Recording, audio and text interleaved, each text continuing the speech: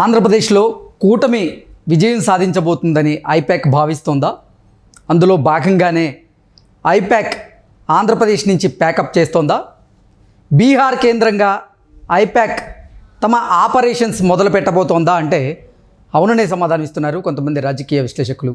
ఈ నేపథ్యంలో ఇక ఇదే అంశానికి సంబంధించి మనతో మాట్లాడేందుకు ప్రముఖ రాజకీయ విశ్లేషకులు, ప్రముఖ సీనియర్ జర్నలిస్ట్ దుర్గా వడ్లమణి గారు మనతో ఉన్నారు. ఆవిడతో మాట్లాడదు.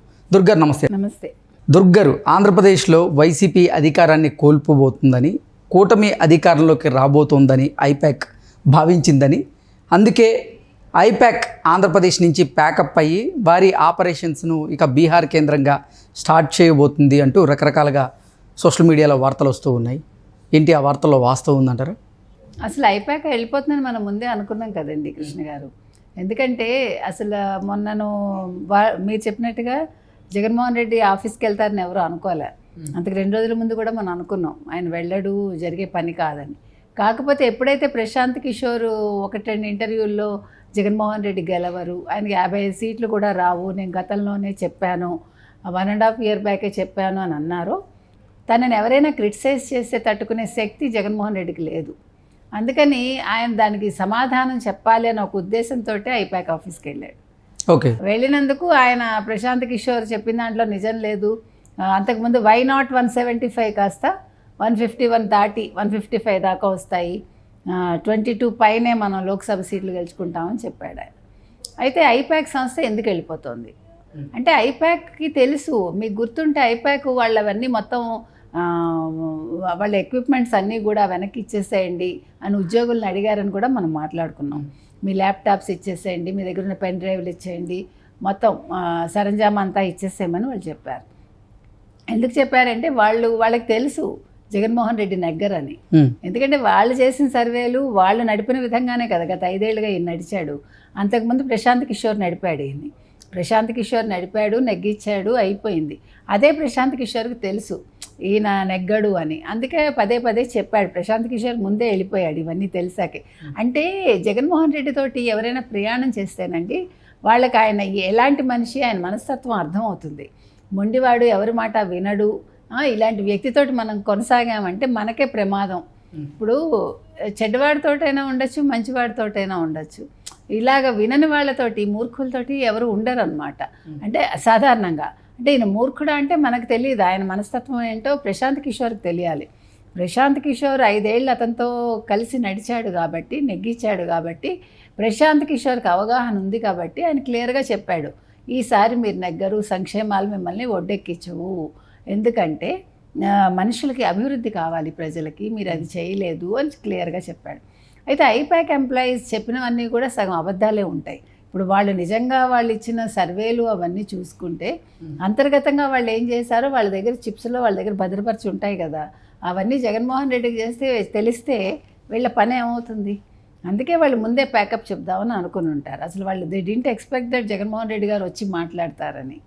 ఇప్పుడు ఆ తేజో ఎవడో, ఆ పిల్లాడు కూడా చిన్నవాడే కదా, ఇప్పుడు ఈ ఐపాక్ నడిపించిన వాడు, అతను ప్రశాంత్ కిషోర్ శిష్యుడే కదా, వాళ్ళకి ఎంత అనుభవం ఉంటుందండి. ఇప్పుడు అతను చూపించిన బాటలో వీళ్ళు వెళ్తారు తప్ప వీళ్ళు కొత్తగా కనుక్కున్నది ఏదైనా ఉంటుందా, కొత్తగా వీళ్ళు నేను నెగ్గించగలను అని చెప్పగలిగేది ఏదైనా ఉంటుందా ఒక ముఖ్యమంత్రి దగ్గరికి వెళ్ళి. సో అసలు ఐపాక్ లాంటివి తీసుకునేటప్పుడే జగన్మోహన్ రెడ్డి ఆలోచించాలి. ఆల్రెడీ ఒకసారి ఐపాక్ వాడేశాడు ఆయన, వాడి నెగ్గాడు. కొత్తగా వాళ్ళు ఏం చేస్తారు, ఉండదు కదా. ఇప్పుడు బీహార్ లాగా ఆంధ్రప్రదేశ్ని చేస్తారు తప్ప ఆంధ్రప్రదేశ్ లాగా బీహార్ని చేయలేరు కదా వీళ్ళు. చెడపడం ఏదైనా సులువండి, బాగు చేయడం కష్టం. సో వాళ్ళ బీహార్ మెంటాలిటీనే అక్కడ ఉంటుంది. వాళ్ళు బీహార్ నుంచి వచ్చారు, బీహార్ మెంటాలిటీనే ఉంటుంది. కొట్టడం, చంపడం, లేకపోతే కుల రాజకీయాలు చేయటం, అవే చేశారు వాళ్ళు. ఐపాక్ వచ్చాక మీకు ఆంధ్రప్రదేశ్లో ఈ కుల రాజకీయాలు ఫుల్గా ఎక్కువయ్యాయి. ప్రశాంత్ కిషోర్ ఆద్యుడు దానికి మనం చెప్పుకుంటే. కాబట్టి ఇంకొక విషయం, ఈ సజ్జల రామకృష్ణారెడ్డి కొడుకు సజ్జల భార్గవరెడ్డి ఎవరైతే ఉన్నారో అతను కూడా మీకు తెలుసు ఈ ఐపాక్కి ధీటుగా ఇంకొక సంస్థ పెట్టుకున్నాడు. ఇతని మొత్తం సోషల్ మీడియా అంతా ఆయన నిర్వహించాడు. ఎవరిది? జగన్మోహన్ రెడ్డిది. సో మొన్న మనకు తెలుసు ఏం జరిగిందో. సజ్జల భార్గవరెడ్డి ఏం చేశాడో వైజాగ్లో. సమాధానం చెప్తానని జగన్మోహన్ రెడ్డి చెప్పలేకపోతే ఆయన కూడా చెప్పకుండా మీరు వెళ్ళి గూగుల్లో వెతుక్కోండి అన్నాడు. అంటే నీ దగ్గర పనిచేసే వాళ్ళు ఎలాంటి వాళ్ళు అనేదానికి ఇది ఒక తార్కాణం. అసలు సజ్జల భార్గవరెడ్డికే బుర్ర లేదని మనకు అర్థమవుతుంది. ఒక ముఖ్యమంత్రి దగ్గర నుంచి మైక్ తీసుకుని అతను కరెక్ట్ సమాధానం ఇవ్వాలి కదా, ఇవ్వలేకపోయాడు. అలాంటి మనిషి ఇంకా ఆ సంస్థనే నడుపుతాడు. ఇప్పుడు ఐపాక్ ధీటుగా ఆయన పెట్టుకుని ఉండొచ్చు, కానీ ఇప్పుడు ఈ సజ్జల భార్గవరెడ్డి ఏం చేశాడు? ఏమీ చేయలేదు. రేపొద్దున ఓడిపోతే కనుకైతే జగన్మోహన్ రెడ్డి 4వ తారీఖున దీనికి మొత్తం కారణం 1 సజ్జల భార్గవరెడ్డి, 2 ఐపాక్, 3 ఆయన సలహాదారులు, 4 ఆయన చుట్టూ ఉండే మంత్రులు. ఇంతమంది ఆయన బలి చేసినట్టు అనమాట ఎవరు జగన్మోహన్ రెడ్డిని. కాబట్టి జగన్మోహన్ రెడ్డి ఆలోచించుకోవాల్సింది ఏముందంటే ఫస్ట్లోనే ఆయన ఆలోచించుకోవాలి, ఇవేమీ కాదు, నేను చేసే అభివృద్ధి ఇదే నాకు ఓట్లు తీసుకొస్తుంది అని. ఆయన పరదాల్లో కూర్చోకుండా వీళ్ళందరి మాటలు విని ప్రజల్లోకి వెళ్ళి ఉండుంటే ఆయన ఖచ్చితంగా నెగ్గుండేవాడు. అది చేత కాలేదు కాబట్టి ఈరోజు ఆయన మాజీ ముఖ్యమంత్రిగా 4వ తారీఖున మిగిలిపోతాడు.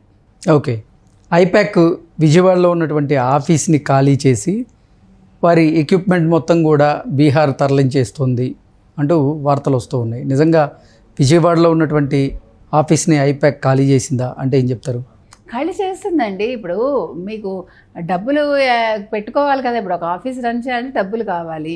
మీరు ఒక ప్రాజెక్ట్కి ఎంత డబ్బులు తీసుకుంటారు, ఆ ప్రాజెక్ట్ ఎన్ని నెలల్లో చూసుకుని అంత డబ్బు తీసుకుంటారు. మీరు ఎంప్లాయీస్ని మేనేజ్ చేయాలి, వాళ్ళకి నెల నెల జీతాలు ఇవ్వాలి. ఇప్పుడు పని అయిపోయాక ప్యాకప్ చెప్పకపోతే ఎట్లా? ఒక సినిమా అయిపోతుందండి, షూటింగు అయ్యాక అక్కడ వాళ్ళ లొకేషన్లో ఉండరు కదా. అలాగే వీళ్ళు అంటే వాళ్ళ బాధ్యత అయిపోయిందని అక్కడి నుంచి వాళ్ళు వెళ్ళిపోతున్నారా, లేదంటే అసలు వైసీపీ అధికారంలోకి రాదు అనేటువంటిది భావించి వాళ్ళ ఆఫీస్ని ఖాళీ చేసి వెళ్ళిపోతున్నారా అంటే ఏం చెప్తారు? బాధ్యత అంటే వాళ్ళు ఇన్ని నెలలకు పనిచేస్తామన్న ఆ బాధ్యత అయిపోయిందండి. వైసీపీ ప్రభుత్వం రాదని వాళ్ళకి ఖచ్చితంగా తెలుసు. 2 రానప్పుడు ఇక్కడ ఉంటే రేపొద్దున్న ఆయన కోపానికి ఆహుతి అవ్వాలి కదా వీళ్ళు. నెంబర్ 1 అంటే జగన్మోహన్ రెడ్డి అధికారంలోకి వచ్చిన తర్వాత ఐపాక్ టీం 5 సంవత్సరాలు కూడా ఆంధ్రప్రదేశ్లోనే ఉంటూ వాళ్ళకి స్ట్రాటజీస్ చెప్తూ కొన్ని అక్కడే ఉన్నటువంటి నేపథ్యంలో ఇప్పుడు సడన్గా ఎందుకు ఖాళీ చేయాల్సి వస్తుందంటే ఏం చెప్తారు? అదే చెప్తున్నా. ఇప్పుడు వాళ్ళ ప్యాకేజ్ అయిపోయింది నెంబర్ 1. నెంబర్ 2 జగన్మోహన్ రెడ్డి రాకపోతే వీళ్ళని ఎవడు పోషిస్తాడు? ఈ ఎంప్లాయీస్కి ఎవడు జీతాలు ఇస్తాడు? ఎక్కడి నుంచి ఇస్తారు? గాలిలోంచి ఇవ్వలేరు కదా.